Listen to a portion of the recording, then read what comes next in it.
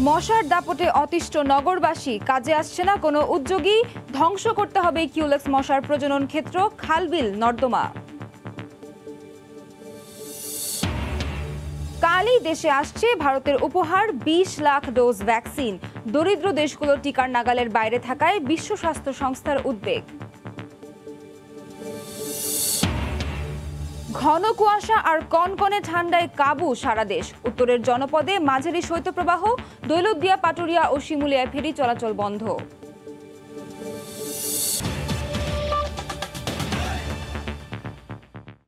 সময় সংবাদের সঙ্গে আছি আমি নাবিলা সোহার। রাজধানী জুড়ে ছড়িয়ে ছিটিয়ে থাকা পরিত্যক্ত খাল ও নর্দমা পরিণত হয়েছে কিউলেক্স মশার উর্বর প্রজনন ক্ষেত্রে। অথচ গুরুত্বপূর্ণ এই বিষয়টি অনেকটা পাশ কাটিয়ে চলে মশক নিধন কার্যক্রম। ফলাফল, দিনে রাতে মশার উৎপাতে অতিষ্ঠ নগরবাসী। বিশেষজ্ঞরা বলছেন, টেকসই সমাধান পেতে সবার আগে ধ্বংস করতে হবে প্রজনন ক্ষেত্র। পাশাপাশি মশা মারতে পরীক্ষিত ও কার্যকর ঔষধ প্রয়োগের পরামর্শ তাদের। রাশেদ বাপ্পির রিপোর্ট, ছবি তুলেছেন শাহিন রহমান। চলছে মশক সমাবেশ নাকি মশাদের বাগান বাড়ি এটি? রাজধানীর আগারগাঁও এলাকার এই দৃশ্যই বলে দিচ্ছে কতটা বেড়েছে মশার দাপট। মানুষের নগরে রাজত্বই গড়ে তুলেছে ক্ষতিকর এই কীট। কোথাও উৎপাতের মাত্রা ছাড়িয়েছে সহ্যের সীমা।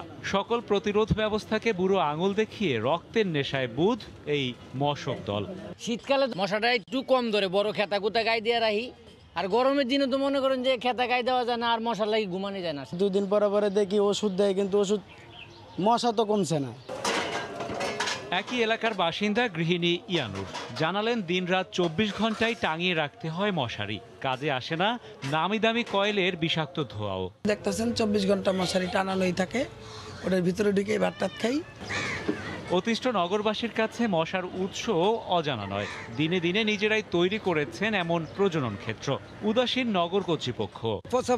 মশা হয়ে তো আমাদের অসুস্থ বানালে কামড়াইয়া। সরকারও পরিষ্কার করতেছে না, কিন্তু মাঝখানে আমরা শুধু মশার কামড় খাইতেছি। চলতি বছরের শুরুতে ওয়াসার হাতে থাকা ঢাকার খাল ও ড্রেনেজ ব্যবস্থাপনার দায়িত্ব সিটি কর্পোরেশন পেলেও আসেনি দৃশ্যমান পরিবর্তন। নগর প্রশাসনকে আরও দায়িত্বশীল হওয়ার তাগিদ বিশেষজ্ঞদের।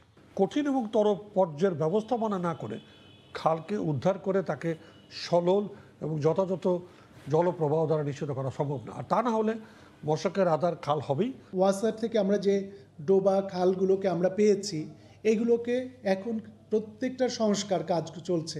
আগামী 1 মাসের ভেতরে আপনারা একটা ভিজিবল একটা চেঞ্জ দেখতে পাবেন।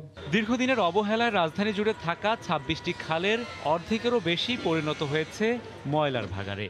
মশা মারতে কম হয়নি কামান দাগা, কিন্তু চোখের সামনে এমন উর্বর প্রজনন ক্ষেত্র বহাল রেখে যেসব উদ্যোগ নেওয়া হচ্ছে তা কি আদৌ বাস্তবসম্মত? বরং ফলপ্রসূ সমাধান পেতে নাগরিক সচেতনতার পাশাপাশি জরুরি নগর কর্তৃপক্ষের কার্যকর পদক্ষেপ। রাশেদ বাপ্পি, সময় সংবাদ, ঢাকা। কালই দেশে আসছে ভারতের উপহার 20 লাখ ডোজ করোনা ভ্যাকসিন। সেরামের ভ্যাকসিনের পার্শ্ব প্রতিক্রিয়া নিয়ে বিভিন্ন দেশ থেকে বিভিন্ন খবর শোনা গেলেও স্বাস্থ্যমন্ত্রী এ বিষয়ে উদ্বিগ্ন না হওয়ার আহ্বান জানিয়েছেন। জানান, ফাইজার বায়োনটেকের টিকার জন্য আবেদন করেছে সরকার। করোনাকালে অব্যবস্থাপনার সাফাই গিয়ে দাবি করেন শক্ত হাতে মহামারী মোকাবেলার। এদিকে আইসিটি প্রতিমন্ত্রী জানিয়েছেন, আগামী সপ্তাহে স্বাস্থ্য মন্ত্রণালয়কে বুঝিয়ে দেওয়া হবে করোনা টিকার জন্য অনলাইন নিবন্ধনের অ্যাপস। শিগগিরই করোনার ভ্যাকসিন হাতে পাবে বাংলাদেশ। এই মুহূর্তে গোটা স্বাস্থ্য খাতের ব্যস্ততা ভ্যাকসিন ব্যবস্থাপনায়। এমন বাস্তবতায় সোমবার সকালে ঢাকা রিপোর্টার্স ইউনিটিতে সাংবাদিকদের মুখোমুখি স্বাস্থ্যমন্ত্রী। নিজের বক্তব্যের শুরুতেই করোনা মোকাবেলায় নিজেদের সাফল্যের কথা তুলে ধরেন মন্ত্রী। জানান, দুর্যোগ মোকাবিলার পাশাপাশি ঘুরে দাঁড়িয়েছে স্বাস্থ্য খাত, নেই শয্যা কিংবা আইসিইউ সংকট। করোনার শুরু থেকেই আমরা কখনোই ঘরে বসে থাকতে পারিনি, নিরাপদ স্থানে থাকতে পারিনি, আমাদেরকে কাজ করতে হয়েছে। মন্ত্রী বলেন, সপ্তাহখানিকের মধ্যেই দেশে আসছে ভারতের সিরাম থেকে আনা অক্সফোর্ডের ভ্যাকসিনের প্রথম 50 লাখের চালান। এর আগেই আসতে পারে ভারত সরকারের উপহার হিসাবে দেয়া এক ভ্যাকসিন। 25-26 তারিখে ফার্স্ট লট অফ ভ্যাকসিন আমরা প্রথম লট আমরা পেয়ে যাব, এটা আমরা আশা রাখি অ্যাজ পার দি কন্ট্রাক্ট। এবং আমাদেরকে ভারত সরকারও কিছু ভ্যাকসিন আমাদেরকে উপহার স্বরূপ দিবে। স্বাস্থ্যমন্ত্রী জানান, করোনা টিকার পার্শ্ব প্রতিক্রিয়া মোকাবিলায় থাকছে বিশেষ নজরদারি। অন্যান্য দেশের লক্ষ্য করছে কি হচ্ছে, কিছু কিছু পার্শ্ব প্রতিক্রিয়াও দেখা দিয়েছে। তো কাজেই তাকে যদি সেবা দিতে হয় তাহলে হাসপাতালের কাছে থাকলে, হাসপাতালে থাকলে বেটার হবে। সরকার যখন টিকা বিনামূল্যে দিচ্ছে তাহলে তাদের সেবাটাও তো সরকার দিবে। 4 লাখ মানুষের জন্য ফাইজারের টিকার 8 লাখ ডোজ আসবে। এদিকে অন্য এক অনুষ্ঠানে আইসিটি প্রতিমন্ত্রী জানান, টিকার রেজিস্ট্রেশন সহ সার্বিক তথ্য সংরক্ষণে সুরক্ষা অ্যাপ আগামী সপ্তাহেই বুঝিয়ে দেওয়া হবে স্বাস্থ্য মন্ত্রণালয়ের হাতে। সুরক্ষা.gov.bd নামে আমরা একটা ডিজিটাল রেজিস্ট্রেশন প্ল্যাটফর্ম তৈরি করেছি। আমরা আশা করছি 25 তারিখের মধ্যে আমরা মাননীয় স্বাস্থ্যমন্ত্রীর কাছে আমাদের এই ডিজিটাল ভ্যাকসিন রেজিস্ট্রেশন সফটওয়্যারটা আমরা তুলে দিতে পারবো। কারো কথায় বিভ্রান্ত না হয়ে, কোনো ধরনের মিথ্যা অপপ্রচারে, ষড়যন্ত্রকারীদের কথায় আমরা যেন কেউ মনোবল দুর্বল না করি। রাশেদ লিমন, সময় সংবাদ, ঢাকা। কারো কথায় নরওয়েতে ফাইজারের টিকা নিয়ে এখন পর্যন্ত অন্তত 33 জনের মৃত্যু হয়েছে, যাদের সবার বয়সী 75-এর উপরে। টিকা নিয়ে মৃত্যুর ঘটনায় উদ্বিগ্ন স্থানীয় সহ প্রবাসী বাংলাদেশিরাও। তবে নরওয়ে কর্তৃপক্ষের দাবি, ভঙ্গুর ও ঝুঁকিতে থাকা অসুস্থ রোগীর ক্ষেত্রে টিকাদানের মৃত্যু অস্বাভাবিক নয়।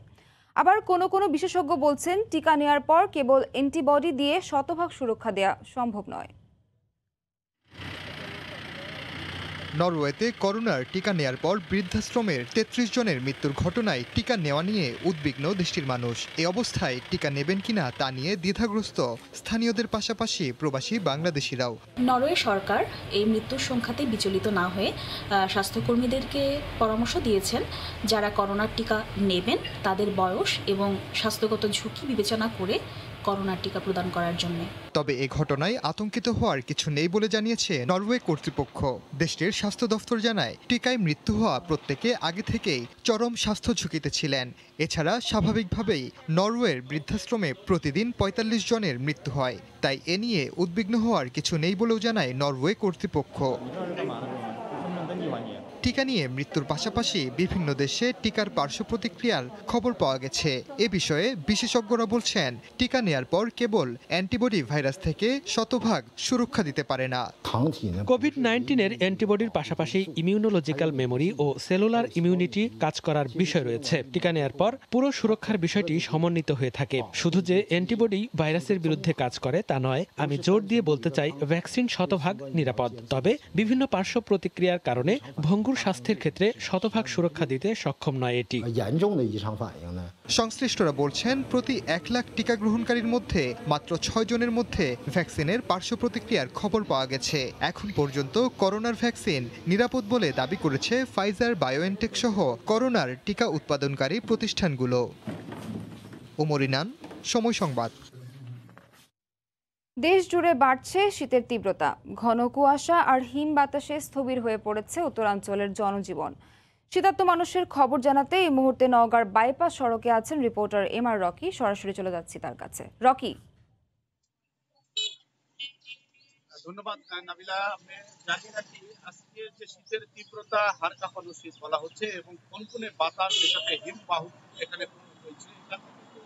স্বাভাবিক জীবনযাত্রার উপর বড় সাথে এই কনকনে হিমবাহ এবং স্বাভাবিক জীবনযাত্রাকে কিন্তু একেবারে ক্ষতিগ্রস্ত করে তুলেছে এবং মানুষ কিন্তু ভোর সকাল থেকে এই 10টা-11টা পর্যন্ত রাস্তাঘাট অনেকটা কম এখানে আমরা লক্ষ্য করছিলাম এবং আজকে ভোর থেকে কিন্তু তীব্র কুয়াশা এবং সেক্ষেত্রে শিশির ঝরছে।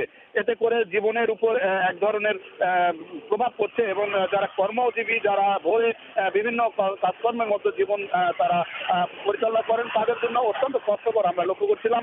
আরেকটি বিষয় হলো, এবছর কিন্তু এই ভর মৌসুম, এখন বুড়োর চাষের এই ভর মৌসুমে কিন্তু এখন কৃষকরা ধান রোপণের একটা বড় প্রস্তুতি নিয়ে থাকেন, কিন্তু এখন পর্যন্ত এই ঘন কুয়াশা এবং তীব্র ঠান্ডায় তারা মাঠে নামতে পারছে না। এতে করে এবার কিন্তু শীতের কারণে কিছুটা ব্যাহত হবে বুড়ো চাষ, এমন কথা কিন্তু আমরা পাচ্ছিলাম। এবং আপনাকে একটু জানিয়ে রাখি, এই গত এক সপ্তাহ কিন্তু সর্বোচ্চ তাপমাত্রা এখানে সর্বনিম্ন রেকর্ড করা হয়েছিল 6.5 এবং 10-এর মধ্যে সীমাবদ্ধ। আজকে তাপমাত্রা বিরাজ করছে, স্থানীয় আবহাওয়া অফিস থেকে জানানো হয়েছে 9.8 এখানে তাপমাত্রা এখন পর্যন্ত। তবে তীব্র ঘন কুয়াশার কারণে কিন্তু পথঘাট একেবারেই ঢেকে রয়েছে এবং আপনাকে একটু দেখানোর চেষ্টা করছি।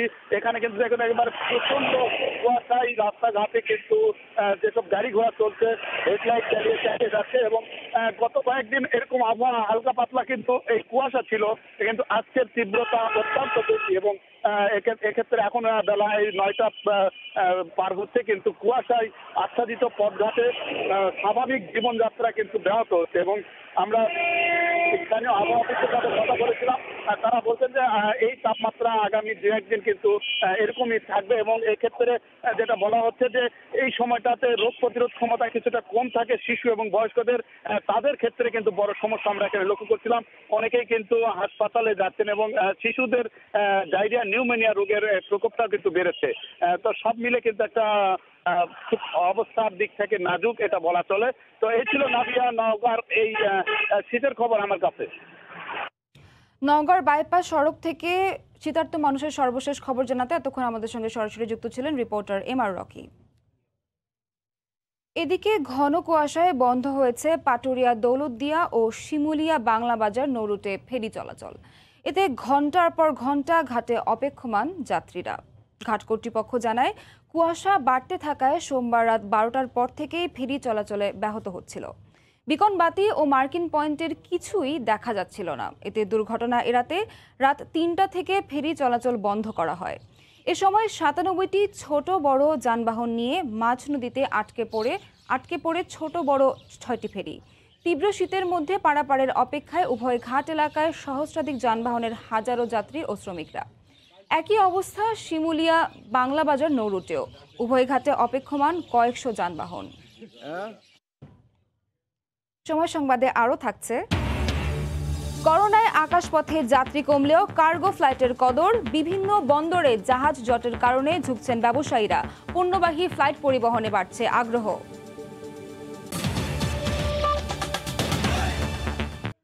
রাঙামাটি খাগড়াছড়ি সড়কের কুতুকছড়িতে বিকল্প বেইলি ব্রিজ নির্মাণ করছে সেনাবাহিনী। জনসাধারণের দুর্ভোগ নিরসনে সড়ক ও জনপদ বিভাগের পাশে দাঁড়িয়েছেন তারা। এতে দ্রুত রাঙামাটি খাগড়াছড়ি সড়ক যোগাযোগ স্বাভাবিক হবে বলে আশার আলো দেখছেন পার্বত্য অঞ্চলের মানুষ। রাঙামাটি প্রতিনিধি হেফাজত সবুজের পাঠানো তথ্য ও ছবি নিয়ে রিপোর্ট। অবশেষে জনদুর্ভোগে এগিয়ে এলো সেনাবাহিনী। চলছে 140 মিটার লম্বা বিকল্প বেইলি ব্রিজ নির্মাণের কর্মযজ্ঞ।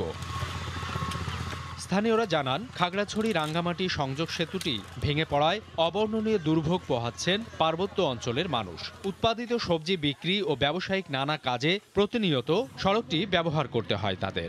আনারস চাষিরাও পড়েছেন বিপাকে। উৎপাদিত ফসল বাজারজাত করতে বেড়েছে পরিশ্রম ও পরিবহন ব্যয়। তাই অবিলম্বে সেতু নির্মাণের দাবি এলাকাবাসীর। বিকল্প রাস্তা তৈরি করতেছেন এবং এই যে চেঙ্গি খালের উপর যে ব্রিজটি করবেন, এটা হইলে আমাদের এই রাঙ্গামাটি খাগড়াছড়ি যাত্রী পরিবহন সহ অত্র এলাকার উন্নয়ন কার্যক্রম দ্রুতগতিতে আবার পুনরায় চালু হবে। মালামাল নিয়ে আসতে আমাদের অনেক কষ্ট হচ্ছে এখন যদি ব্রিজটা যদি মোটামুটি চালু হয়ে যায় তাহলে আমাদের ব্যবসার একটু উন্নতি লাভবান হবে আর কি। দ্রুতগতি শেষ করতে পারলে আগের মতো এই পরিস্থিতিটা আবার সচ্ছল হয়ে যাবে। আগে তো গাড়ি দিয়ে আনতাম, একেবারে নিয়ে জায়গায় নামাইতাম, এখন তো ব্রিজ ভাঙা কষ্ট হয়েছে। ব্রিজ ভাঙার পরে আনারস নিয়ে বেচা কেনা খুব সমস্যা হচ্ছে। এই অবস্থায় সেনাবাহিনী ভেঙে যাওয়া কুতুকছড়ি ব্রিজের পাশেই বিকল্প আরেকটি বেইলি ব্রিজ নির্মাণে কাজ করছে। যানবাহন চলাচল নিরবিচ্ছিন্ন ও সচল রাখার লক্ষ্যে ডাইভারশন সড়কে একটি 140 ফিট দৈর্ঘ্যের বেইলি ব্রিজ এবং 240 মিটার অ্যাপ্রোচ সড়ক নির্মাণের কাজ বর্তমানে চলমান রয়েছে। ডাইভারশন সড়কটি নির্মাণ করে অতি শীঘ্রই যানবাহন ও জনগণের জন্য উন্মুক্ত করে দেওয়া হবে। আমরা লজিস্টিক্স সাপোর্ট সহ সকল ধরনের সহযোগিতা আমরা করে যাচ্ছি। গত 12 জানুয়ারি রাঙ্গামাটি খাগড়াছড়ি সড়কের কুতুকছড়ি এলাকার বেইলি ব্রিজটি পাথর বোঝাই ট্রাক সহ ভেঙে পড়লে চালক সহ 3 জন নিহত হন। এরপর থেকেই খাগড়াছড়ির সঙ্গে রাঙ্গামাটির যান চলাচল বন্ধ হয়ে যায়। সময় সংবাদ, রাঙ্গামাটি। করোনা মহামারীতে আকাশপথে যাত্রী কমলেও কদর বেড়েছে কার্গো ফ্লাইটে। সিঙ্গাপুর ও কলম্বো বন্দরে জাহাজ ও কন্টেইনার জটের কারণে আটকা পড়েছে আমদানি রপ্তানি চালান। তাই কার্গো ফ্লাইটে তৈরি পোশাক রপ্তানি, চিকিৎসা সামগ্রী ও শিল্পের জরুরি কাঁচামাল পরিবহন করছেন। এতে মুনাফা দেখে দেশি বিদেশি নতুন 10টি প্রতিষ্ঠান ও এয়ারলাইন্স কার্গো ফ্লাইট ও হেলিকপ্টার চালাতে সিভিল এভিয়েশনে আবেদন করেছে। হাজেরা শিউলির রিপোর্ট।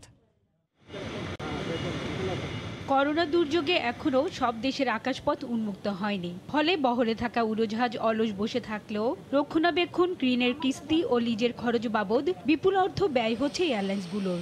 যাত্রী চলাচল সীমিত হলেও জীবন রক্ষাকারী ওষুধ, চিকিৎসা যন্ত্রপাতি, শিল্পের কাঁচামাল আমদানি ও রপ্তানি থেমে নেই।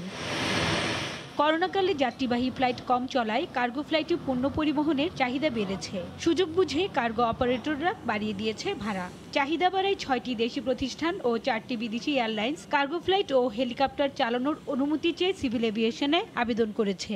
কার্গো এবং হেলিকপ্টার তারা নতুন জয়েন করতে চাচ্ছে। সো কার্গো সেক্টরে যেটা ডাবল ডিজিট গ্রোথ আমরা দেখতে পাচ্ছি। গার্মেন্টসে প্রচুর র মেটেরিয়ালস এন্ড অল, শিল্প কলকারখানা যত আস্তে আস্তে ডেভেলপমেন্ট হচ্ছে তত এই জিনিসটা বাড়ছে। মার্কেট আছে বলে আসলে তারা এখন এখানে এই ব্যবসাটা আসতে চাচ্ছে।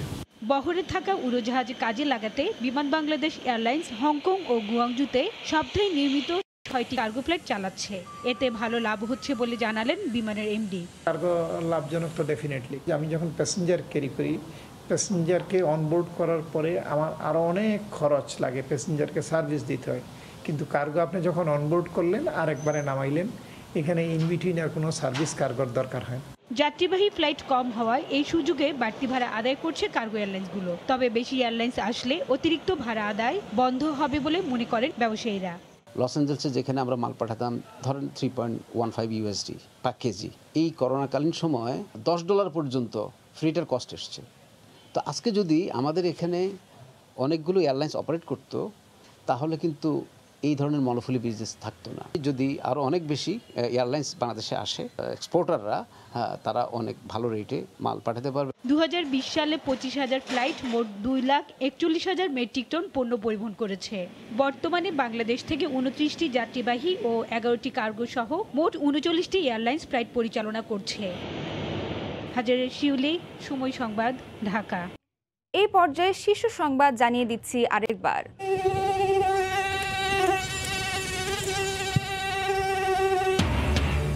মশার দাপটে অতিষ্ঠ নগরবাসী, কাজে আসছে না কোনো উদ্যোগী, ধ্বংস করতে হবে কিউলেক্স মশার প্রজনন ক্ষেত্র, খালবিল নর্দমা। কালই দেশে আসছে ভারতের উপহার 20 লাখ ডোজ ভ্যাকসিন। দরিদ্র দেশগুলো টিকার নাগালের বাইরে থাকায় বিশ্ব স্বাস্থ্য সংস্থার উদ্বেগ। এবং ঘন কুয়াশা আর কনকনে ঠান্ডায় কাবু সারা দেশ। উত্তরের জনপদে মাঝারি শৈত্যপ্রবাহ, দৌলতদিয়া, পাটুরিয়া ও শিমুলিয়ায় ফেরি চলাচল বন্ধ। এ ছিল এখনকার মতো, সঙ্গে থাকুন সময়ের।